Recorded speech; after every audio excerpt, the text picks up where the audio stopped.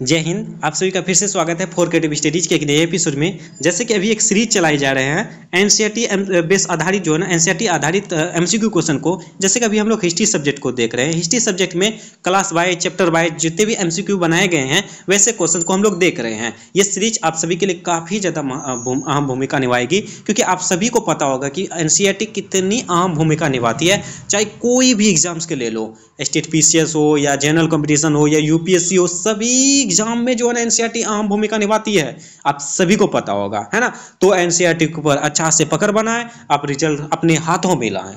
यही है, आप एनसीईआरटी पर अच्छे पकड़ बनाएंगे तो आपके रिजल्ट जो है आपके हाथों में होगा। अगर एनसीईआरटी पर आप पकड़ नहीं है तो तब तो गया भाई मेरे दोस्त, गया, है ना। तो एनसीईआरटी हम लोग को अच्छे से पढ़ना है। तो वही हम लोग एनसीईआरटी पे जो है ना आधारित जितने भी एमसीक्यू क्वेश्चन बनाए जा रहे हैं, इस सीरीज के माध्यम से हम लोग सारे क्वेश्चन को प्रैक्टिस करेंगे, है ना। तो चलिए, आज 4th सेशन है। इससे पहले हम लोग 3 सेशन को देख चुके हैं हिस्ट्री सब्जेक्ट का। तो चलिए, आज के सेशन में क्या कहा गया है, धार्मिक आंदोलन पर देखने वाले हैं। धार्मिक आंदोलन से संबंधित जितने भी एमसीक्यू क्वेश्चन बनाए जा सकते हैं वैसे क्वेश्चन को देखने वाले हैं। देखिए, ये क्वेश्चन आप देखते हो। पहला क्वेश्चन क्या कहा जाता है कि भारतीय इतिहास के संदर्भ में निम्नलिखित में से कौन भावी बुद्ध, यानी कि भावी बुद्ध है जो संसार की रक्षा हेतु अवतरित होंगे। यानी कि भावी बुद्ध जो ना ऐसे कौन से थे जो भावी बुद्ध थे और वो संसार की रक्षा हेतु अवतरित थे। तो इसमें आपके ऑप्शन है अवलोकितेश्वर हो गया, लोकेश्वर हो गया, या मैत्रेय हो गया, या पद्मपाणि हो गया, है ना। तो देखिए, इसका प्रकार 4 ऑप्शन है। देखिए, ये क्वेश्चन आप सभी देख सकते हो यहाँ पे आईएएस प्रीलिम्स 2018, यानी कि यूपीएससी 2018 में पूछा गया ये क्वेश्चन है। कितना इंपॉर्टेंट है देख सकते हो। और अगर आप स्टेट पीसीएस की तैयारी करते हो तो आप यूपीएससी के प्रीवियस ईयर के क्वेश्चन को जरूर पढ़ो। वो काफी बहुत भूमिका निभाएगी, क्योंकि आप सभी को पता होगा स्टेट पीसीएस भी क्या किया है, यूपीएससी के पैटर्न को फॉलो करने लगा है। आप अभी रिसेंटली जो बीपीएससी के एग्जाम दिए होंगे या क्वेश्चन पेपर देखे ही होंगे, उसमें आप देखे होंगे कि जितने भी क्वेश्चन हैं ज्यादातर क्वेश्चन यूपीएससी के पैटर्न पर क्वेश्चन बनाए गए थे। तो हम लोग को वैसे तैयारी करनी होगी मेरे दोस्त, है ना। तो वैसे ही तैयारी करते हैं। तो चलिए, हम लोग पहला क्वेश्चन का डिस्कस करते हैं। क्या क्या कहता है, भारतीय इतिहास के संदर्भ में निम्नलिखित में से कौन भावी बुद्ध जो है ना ये मैत्रेय से संबंधित था। ठीक है, ये मैत्रेय बुद्ध से है जो संसार की रक्षा हेतु अवतरित होंगे। और वही ऑप्शन का हम लोग डिस्कस करते हैं। देखिए, ये ऑप्शन जो ऑप्शन नंबर ए लोकेश्वर और पद्मपाणि, ये दोनों जो एक दूसरे का उल्टा नाम है ना। ये अपोजिट नेम है। मतलब जैसे आप सभी मुझे जानते हो अभिषेक सर के नाम से, और बहुत सारे स्टूडेंट मेरे नाम नहीं जानते तो बोलते हैं कि एफसीएस वाले सर या 4 क्रिएटिव स्टडीज वाले सर, है ना। तो उसी तरह ये अवलोकितेश्वर और पद्मपाणि ये उसी का नाम है। ओके, तो आप सभी इसको ऐसे भी याद कर सकते हो, है ना। तो ये आपका हो गया इस प्रकार। इसका सही जवाब क्या हो जाएगा, ऑप्शन नंबर सी मैत्रेय। देखिए, डिस्कस में हम लोग देख लेते हैं थोड़ा। बौद्ध धर्म के उल्लेखित परलोक सिद्धांत के अनुसार मैत्रेय शब्द जो है ना का शाब्दिक अर्थ होता है भावी बुद्ध है। ओके, उसके बाद मैत्रेय पूजन ये 5वें नंबर पर थे। इसको भी ध्यान रखना, आपको पूछे जा सकते हैं कि मैत्रेय जो थे ये बौद्ध धर्म के कौन से स्थान मतलब संख्या में थे, तो 5वें स्थान पे थे। ओके, और जिनका आविर्भाव इस युग में होगा, और इस प्रकार मैत्रेय बुद्ध को भविष्य बुद्ध के रूप में भी माना जाता है, जो अभी तक इस युग में प्रकट नहीं हुआ है। ओके, विभिन्न बौद्ध सूत्रों जैसे अमिताभ सूत्र हो गया, साथ ही कमल सूत्र के अनुसार मैत्रेय बुद्ध को अचिता कहा जाता है। ये भी हमें ध्यान रखना है। तो इसका सही जवाब क्या हो जाएगा, मैत्रेय। भावी बुद्ध बोले तो मैत्रेय। ओके, तो चलो, मैत्रेय का स्थान 5वें स्थान। ठीक है, उसके बाद नेक्स्ट क्वेश्चन नंबर आपका 2। क्वेश्चन नंबर 2 में क्या कहा जाता है, अनुव्रत सिद्धांत का प्रतिपादन किया था। अनुव्रत क्या होता है उसके बारे में थोड़ी मैं चर्चा कर देता हूं। अनुव्रत होता क्या, देखिए, अनुव्रत जो है ना पहले मैं क्वेश्चन डिस्कस कर लो तो उसके बाद में बताता हूं, है ना, क्योंकि इसका थोड़ा सा आप लोग भी प्रैक्टिस करेंगे ना। तो देखिए, ऑप्शन नंबर ए है महायान बौद्ध संप्रदाय ने, या हीनयान बौद्ध संप्रदाय से, या जैन धर्म के, या लोकायत शासकों ने। देखिए, अब अनुव्रत सिद्धांत किसने प्रतिपादन किया था, ये क्वेश्चन पूछा गया है ना। अनुव्रत सिद्धांत किसने प्रतिपादन किया था, इसका सही जवाब बचेगा ऑप्शन नंबर सी, जैन धर्म ने। देखिए, अनुव्रत सिद्धांत होता क्या इसके बारे में बताता हूं मैं। अनुव्रत सिद्धांत जैसे देखिए, आप जैन धर्म ने 5 ऐसे रूल्स बनाए थे जिसको फॉलो करना होगा। जो भी जैन धर्म पे जाएंगे उसको ये रूल्स फॉलो करना ही होगा। वो कौन कौन से हैं आप सभी यहाँ देख सकते हो। कहा जाता है अहिंसा, सत्य, अस्तेय, अपरिग्रह, ब्रह्मचर्य। ये जो है ना 5 ऐसे महाव्रत हैं जिसको आपको फॉलो करना होगा। अगर इसमें थोड़ी सी भी कमी आई, ये जो काफी कठोर थे रूल्स, अहिंसा नहीं करना है तो नहीं करना है, सत्य बोलना है तो सत्य ही बोलना है ना, अस्तेय रहना तो अस्तेय ही रहना है। इसी प्रकार इसमें रूल्स बनाए गए थे, आपको फॉलो करना ही होगा। किसी भी तरह से आप इनको अनफॉलो नहीं कर सकते हैं। अगर इसको अनफॉलो किए या इसकी कठोरता में थोड़ी सी भी कमी आई ना, तो वही हो गया अनुव्रत सिद्धांत। यानी कि आप इसको अनफॉलो नहीं कर सकते, इसकी कठोरता में कमी नहीं ला सकते हैं। तो ये किसने प्रतिपादित किया था? ये जैन धर्म ने प्रतिपादित किया था। इस तरह से इसका सही जवाब क्या हो जाएगा? ऑप्शन नंबर सी, जैन धर्म ने इसका प्रतिपादन किया था और इसके बारे में हम लोग जान चुके हैं कि अनुव्रत सिद्धांत होता क्या है ना। तो इस प्रकार दो क्वेश्चन को देखें। चलिए नेक्स्ट क्वेश्चन हम लोग देखें, अब नेक्स्ट क्वेश्चन का डिस्कस करें। नेक्स्ट क्वेश्चन क्या कहा जाता है? कहा जाता है निम्नलिखित में से कौन सा आरंभिक जैन साहित्य का भाग नहीं है? कहा जा रहा है नहीं है वाला में पूछा जा रहा है। इसमें देखिए एक ऑप्शन ऐसा होगा जो जैन धर्म से संबंधित नहीं होगा। इस क्वेश्चन से हम लोग दो क्वेश्चन का आंसर ढूंढ सकते हैं, दो क्वेश्चन को समझ सकते हैं, है ना। जैन धर्म से संबंधित नहीं होगा, इसमें से कोई एक होगा, जैसे थेरी गाथा हो गया, आचारांग सूत्र हो गया, या सूत्र कृतांग हो गया, या बृहद कल्प सूत्र हो गया। इसमें से तीन ऐसे हैं जो जैन साहित्य में से है ना। एक क्वेश्चन से हम लोग दो चीज को प्रैक्टिस कर सकते हैं। एक तो हम लोग ये भी जान जाएंगे कि इसमें से जो जैन धर्म का नहीं है वो आखिर है किसका, वो भी जान जाएंगे। उसका जैन धर्म जो है वो जैन धर्म का कौन कौन से भाग हैं ये भी जान जाएंगे, क्या है ना, काफी इंपॉर्टेंट है। चलिए इसका सही जवाब हो जाएगा ये थेरी गाथा। थेरी गाथा जो नहीं, ये बौद्ध धर्म से, बौद्ध धर्म का भाग था, ना कि जैन धर्म का। ध्यान रखना, थेरी गाथा जो थे वो बौद्ध धर्म का भाग था, ना कि जैन धर्म का। उसी प्रकार ये आचार्य रंग सूत्र ये हो गया जैन धर्म का, उसके बाद बृहद कल्प सूत्र हो गया, उसके सूत्र कृतांग हो, ये तीनों के तीनों जो थे ये जैन धर्म का था, जैन साहित्य का था। कौन कौन? आचार्य रंग सूत्र हो गया, सूत्र कृतांग हो गया, या बृहद कल्प सूत्र हो गया, ये सब के सब जैन धर्म से संबंधित था, जैन धर्म का भाग था। ओके, यहाँ देखिए आप ये भी है, हाँ वही है मैंने बताया जो है ना। चलो क्वेश्चन नंबर अब 4 को देखते हैं। क्वेश्चन नंबर 4 क्या कहा गया है? निम्नलिखित में से कौन से तथ्य बौद्ध धर्म और जैन धर्म दोनों में समान रूप से विद्यमान थे? देखिए आप कुछ क्वेश्चन, कुछ स्टूडेंट ये सोचते होंगे यार कैसे कैसे क्वेश्चन पूछ रहे हैं यार, कहाँ से क्वेश्चन पूछ रहे हैं, ये सब थोड़ी होता है। हमको तो ये सिखाया है कि बौद्ध धर्म का बचपन का नाम क्या था, बौद्ध धर्म का जन्म कब हुआ था, बौद्ध धर्म का पिता का नाम क्या था, बौद्ध धर्म के किस वंश से संबंधित था, बौद्ध धर्म का जन्म कब हुआ, बौद्ध धर्म का मृत्यु कब हुआ, बौद्ध धर्म का पहला उपदेश कहाँ था, बौद्ध धर्म का कहाँ कहाँ क्या क्या किया, जैन धर्म का प्रथम मतलब कि जैन धर्म में जो ना कौन से तीर्थयात्री थे, जैन धर्म का जो महावीर जो स्वामी थे उसका पिता का नाम था क्या, बच्चे का नाम क्या था, मैया का नाम क्या था, बाबा का नाम क्या था, यही सब रटाएगा भाई। ये सब गया वो सब जमाना, अब वो नहीं पूछता है।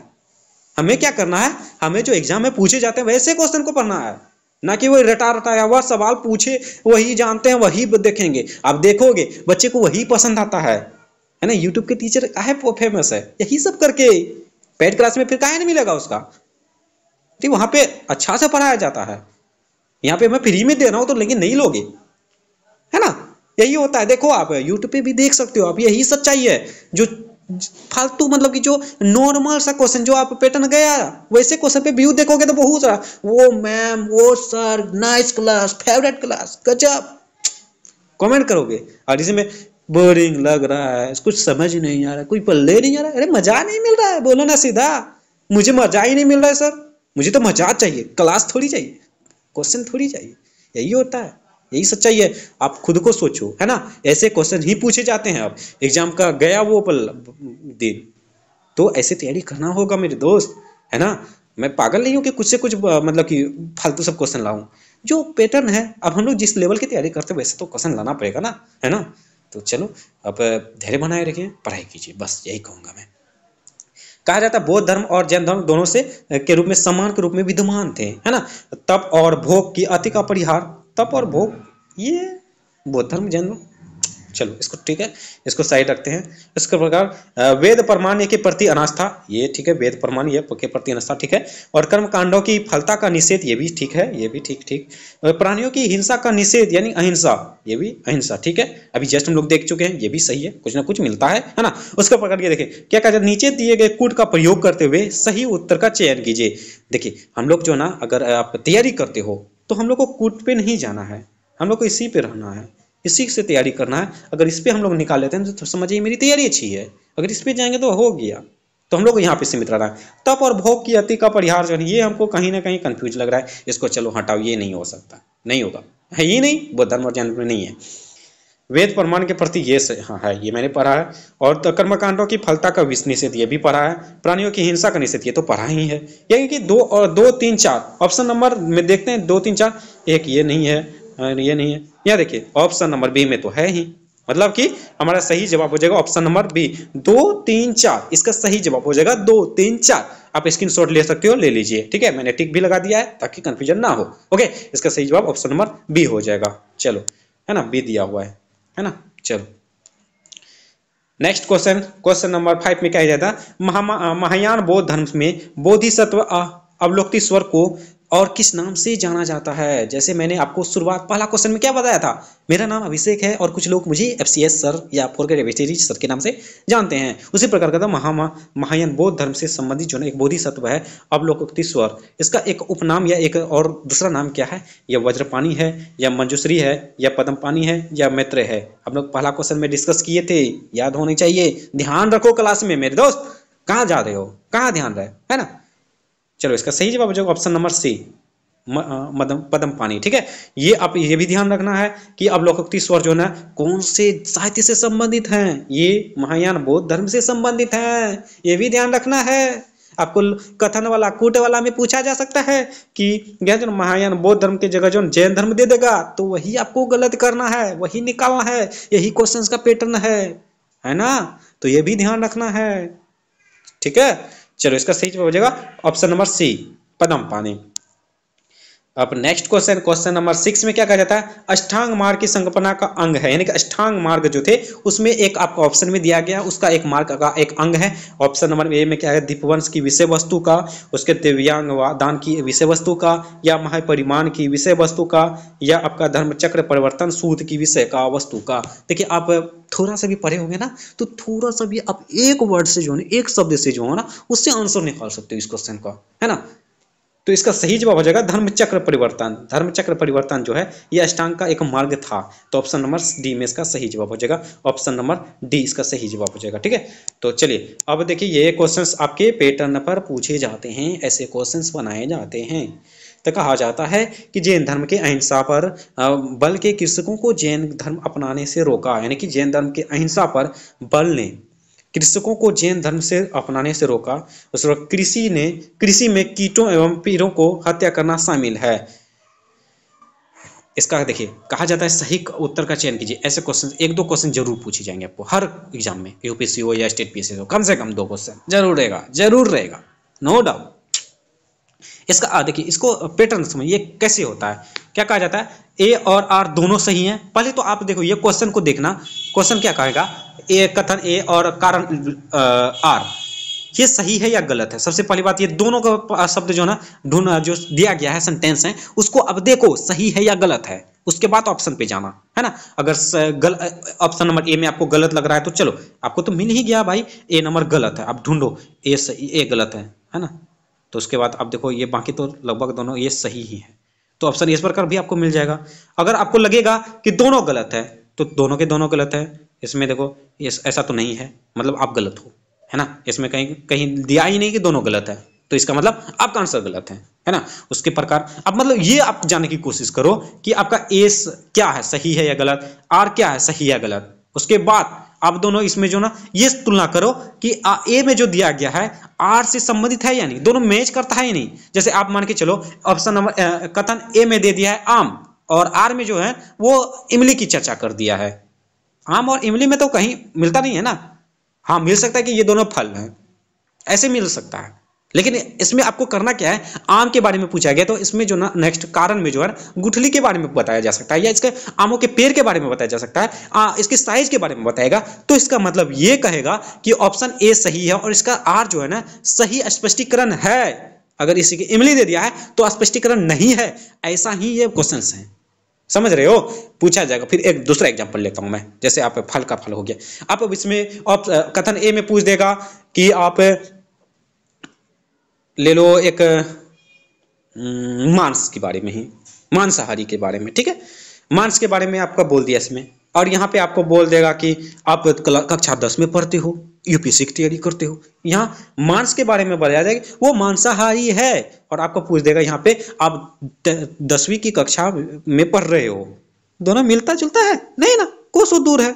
इसी प्रकार मतलब ए तो सही है लेकिन आर इसका सही स्पष्टीकरण नहीं है, ऐसा हो जाएगा। इसी प्रकार ऐसे ये क्वेश्चन है ना।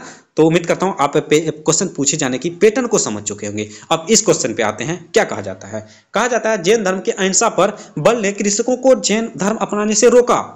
ये कथन ये सही है। उसका कृषि में कीटों एवं पीड़कों की हत्या होना शामिल है, ये भी सही है। मतलब कि जो ये धर्म अहिंसा पर बल से कृषकों को रोका, ये देखिए इसमें क्या कहा जाता है, ये ए भी सही है, आर भी सही है, और आर जो है ना एक का सही स्पष्टीकरण है ना। आर जो है एक ही सही व्याख्या है या स्पष्टीकरण है। इसका ऑप्शन नंबर ए पे मैं जाऊंगा, है ना। ऑप्शन नंबर ए देखिए, कहा जाता है दोनों कथन सही है तथा आर एक सही स्पष्टीकरण करता है, क्योंकि अत्यधिक अहिंसा ने कृषकों को जैन धर्म अपनाने से रोका। अत्यधिक अहिंसा ने कृषकों को जो जैन धर्म से रोका। इसमें क्या कहा गया था, मतलब ये है कि आप जो है ना जैन धर्म को वही अपना सकते हैं जो अहिंसा नहीं करेंगे, है ना। अहिंसा जो थे वो कृषक जो थे ना वो अहिंसा कारक थे। कृषक मतलब अहिंसा कैसे हो गया, वो कीड़ों को मारते थे। अब मान के चलो कृषक कौन होते हैं, जो मतलब कि खेती बाड़ी करते हैं। खेती में जो कीड़ा मकोड़ा आता ही है, स्प्रे करते हैं, खाद डालते हैं कि कीड़ा मकोड़ा मर जाए, है ना, मर जाए। तो मतलब यही तो हो गया अहिंसा। आप किसी की हत्या नहीं कर सकते हो, चाहे किसी का भी हो, कीड़ा हो, मकोड़ा हो, या पेड़, सांप, मछली, जो भी हो, आदमी हो, किसी का भी हत्या नहीं कर सकते। अगर आप हत्या कर रहे हो तो आप जैन धर्म में शामिल नहीं हो सकते हो, आप अहिंसावादी हो, है ना।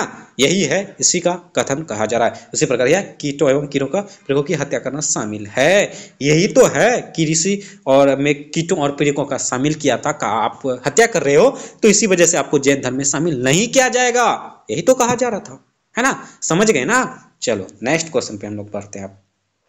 क्वेश्चन नंबर 8 में क्या कहा जाता है, कथनों पर विचार करना है, इसमें सही गलत ढूंढना है, ठीक है। वर्धमान महावीर की माता लिच्छवी के मुखिया चेतक की पुत्री थी। वर्धमान जो थे ये किसका नाम था, महाबुद्ध बौद्ध धर्म का जो ना बचपन का नाम था, ठीक है। इसकी माता का नाम जो ना माता त्रिशला यानी त्रिशला जो थी वो लिच्छवी के मुखिया, ठीक है। वो चेतक की पुत्री नहीं थी, क्या थी, बहन थी। देखा, यही है। आप इस पर टिक लगा देते आप, यहाँ पुत्री नहीं बहन थी, चेतक की बहन थी। कौन, वर्धमान यानी कि महावीर स्वामी के मम्मी, माता, ठीक है, जो लिच्छवी की रानी थी, उसका नाम क्या था, त्रिशला, है ना। इसी प्रकार ये तो आपका ऑप्शन नंबर ए में गलत, एक तो गलत निकल गया, इसको ध्यान रखना, एक में गलत है। गौतम बुद्ध की माता कौशल राजवंश की राजकुमारी थी, ठीक है, ये तो सही है। 23वें तीर्थकर जो थे ये पार्श्वनाथ थे, ये यूपी बनारस के थे, ये भी सही है। यानी कि 2 और 3 इसमें सही है, एक गलत है। आगे हम लोग देखते हैं इसका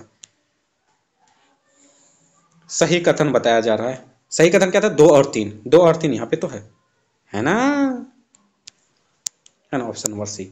चलो नेक्स्ट क्वेश्चन नंबर 9 में क्या कहा जाता है, प्राचीन जैन धर्म के संबंध में निम्नलिखित में कथनों पर कौन सा सही है। प्राचीन जैन धर्म के बारे में बताया जा रहा है। स्थलबाहु के नेतृत्व में दक्षिण भारत में जैन धर्म का प्रचार हुआ, नहीं हुआ। पाटलिपुत्र में हुई परिषद के पश्चात जो जैन धर्म के लोग भद्रबाहु के नेतृत्व में रहे वे श्वेतांबर का है। श्वेतांबर और दिगंबर तो भाई बौद्ध धर्म का था, ये भी नहीं है ना। प्रथम शतक ईसा पूर्व में जैन धर्म को कलिंग के राजा खारवेल का समर्थन मिला, हाँ ये सही है। और बौद्धों के विपरीत जैन धर्म की प्रारंभिक अवस्था में जैन धर्म के लोग चित्रों का पूजा करते थे, नहीं ये भी नहीं था। ऑप्शन नंबर सी इसका सही जवाब हो जाएगा, है ना। ऑप्शन नंबर सी इसका सही जवाब हो जाएगा, है ना। चलो इसी प्रकार क्वेश्चन नंबर 10, निम्नलिखित में से कौन सा एक सही कालानुक्रम है। शंकराचार्य, रामानुज, चैतन्य। उसके रामानुज, शंकराचार्य, चैतन्य, रामानुज, चैतन्य, शंकराचार्य, या शंकराचार्य, चैतन्य, रामानुज। इसका सही जवाब हो जाएगा ऑप्शन नंबर ए। सबसे पहले शंकराचार्य आता है, उसके बाद रामानुज आता है, उसके बाद चैतन्य आता है। ऑप्शन नंबर ए इसका सही जवाब हो जाएगा, है ना। चलो नेक्स्ट क्वेश्चन नंबर 11।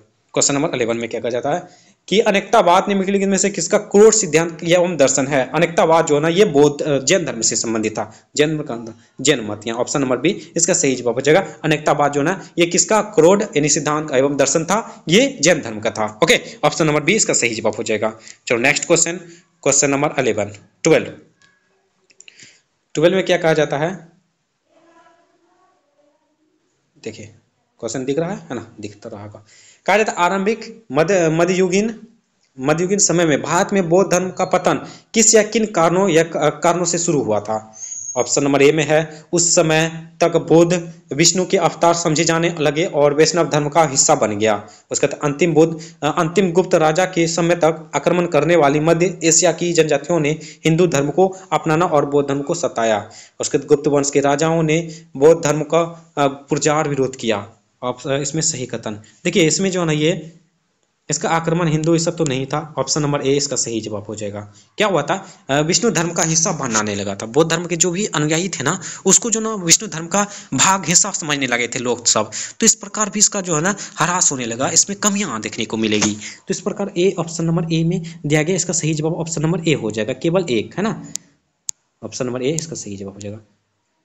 चलो नेक्स्ट क्वेश्चन। चलो, जैन धर्म के अनुसार सृष्टि की रचना एवं पालन पोषण किससे हुआ था? सार्वभौमिक विधान से हुआ था, सार्वभौमिक सत्य से हुआ था, सार्वभौमिक आस्था से हुआ है या सार्वभौमिक आत्मा से हुआ है? देखिए, जैन धर्म के अनुसार सृष्टि की रचना जो है एवं पालन जो है ना, ये आत्मा से हुआ था, है ना। आत्मा है ना। ऑप्शन नंबर डी इसका सही जवाब हो जाएगा। Next question number 14।